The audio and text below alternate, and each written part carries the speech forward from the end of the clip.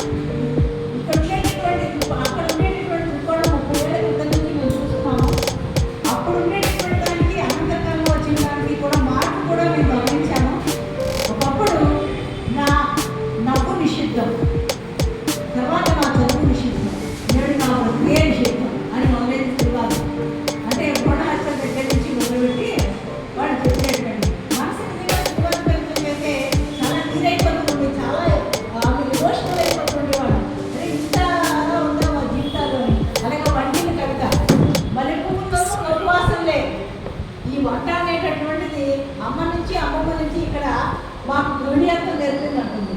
అంతేకాదు అమ్మలా నేను ఒక మంచి వంటింట్లో పడ్డాను. అమ్మలా నేను అరిసి గాలి చేయగల చేతులు కుటుంబం చేస్తున్నాను. తేడా ఏం లేదు, కేవలం వంటకాలు మారేంటే కాన్సెప్ట్ మారట్లేదనే బాధ వాళ్ళు వ్యక్తం చేశారు. 20 సంవత్సరాల క్రితం వచ్చినటువంటి దగ్గర బాధను పేరు చేసి నాకు ఎక్కువ అనంతర కాలంలో మన పరిణామం చూస్తే చాలా అద్భుతంగా నాకు మార్పు కనబడుతుంది. ఇవాళ మీకు అందరికీ తెలిసే విషయం కాబట్టి ఎక్కువ లోతుగా ఉండకుండా మీరు వ్యాపార ప్రకటనలు చూస్తున్నారు. వ్యాపార ప్రకటనలో ఏ ప్రకటన చూడండి ఎంతలా మీకు వినోద ప్రభావం కనబడుతుందో, ప్రేరణలో వచ్చిన మార్పు కనబడుతుందో, సొసైటీకి వచ్చినటువంటి కాన్సెప్ట్లో మార్పు. ఒక బ్లూ కాఫీ లో అమ్మాయి క్రికెట్ ఆడడానికి వెళ్తే క్రికెట్ ఏంటి అమ్మాయికి టెన్నిస్ ఆడుకో అని చెప్తే క్రికెట్ ఆడాలా టెన్నిస్ ఆడాలా కాదు, టెన్నిస్ ఆడవాళ్ళదా అబ్బాయిగా అమ్మాయిగా అని కాదు, ఫ్రెండ్స్ అంటున్నాం. క్యాట్ కాదు, అది చాలా బాగుంటుంది. అమ్మాయిగా అబ్బాయిలే కాదు, క్యాట్ కాదు అంటుంది. అది చాలా చక్కని మార్పు. నాకు అక్కడ ఉన్నటువంటి ఎడతెటువంటి మనం చూడం. ఒకప్పుడు శ్రీవాసులందరూ కూడా డెలివరీ అడ్వర్టైజ్మెంట్ చాలా గొడవ పెట్టారు. చాలా గొడవలు ఎందుకంటే డెలివరీ అడ్వర్టైజ్మెంట్ ఏంటంటే వస్తూనే అత్తగారికి చిన్నగా, మామగారికి స్ట్రాంగ్గా, మరిది గారికి రుచిగా, ఇంకోటి సన్నగా ఇలా ఉంటారు. అందుకే నేను చెప్తాను డెలివరీ అంటే ఇది చాలా వస్తూనే గొడవలు చెయ్యాలి అనేది వాళ్ళు గొడవలు ఎక్కించేస్తున్నారు మీరు అని శ్రీవాసు చాలా గొడవ పెడితే కొనాలి.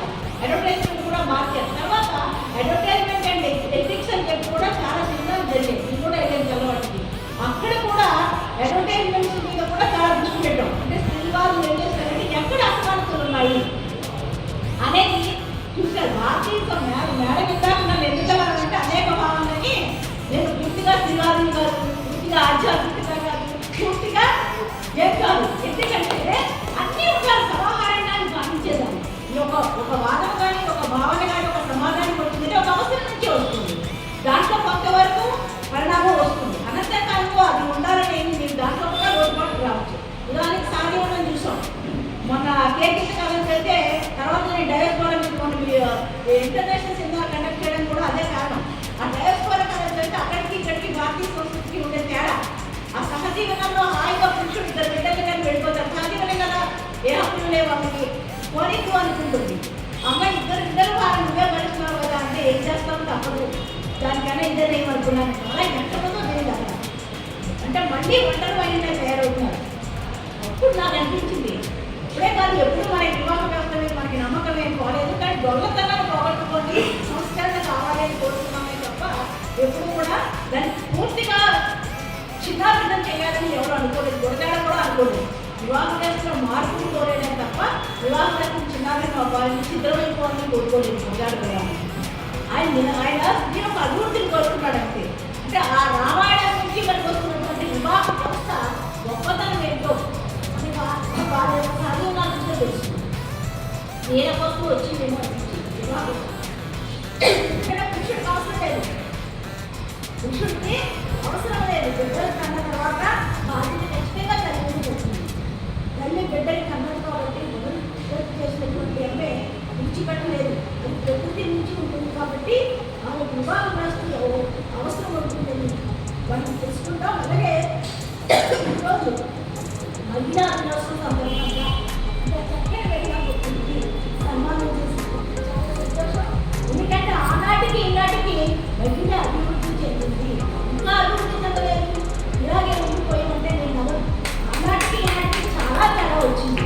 ఈరోజు అందరూ కూడా సాధికారత దిశగా వెళ్తున్నారు. ఖచ్చితంగా సాధికారతకి ఏవైతే వాళ్ళు ఇండికేటర్స్ అని చెప్పారో అంటే మొట్టమొదటి విద్య, ఆరోగ్యం, మొబిలిటీ, అంటే మనందరం మనం ఎదగడం కూడా ఒక సాధికారతగా చెప్పారు. ఆర్థిక స్వేచ్ఛ, ఇవన్నీ ఈరోజు మనం అనుభవిస్తున్నాము. దీనికి చక్కని సహకారం ఇస్తామా?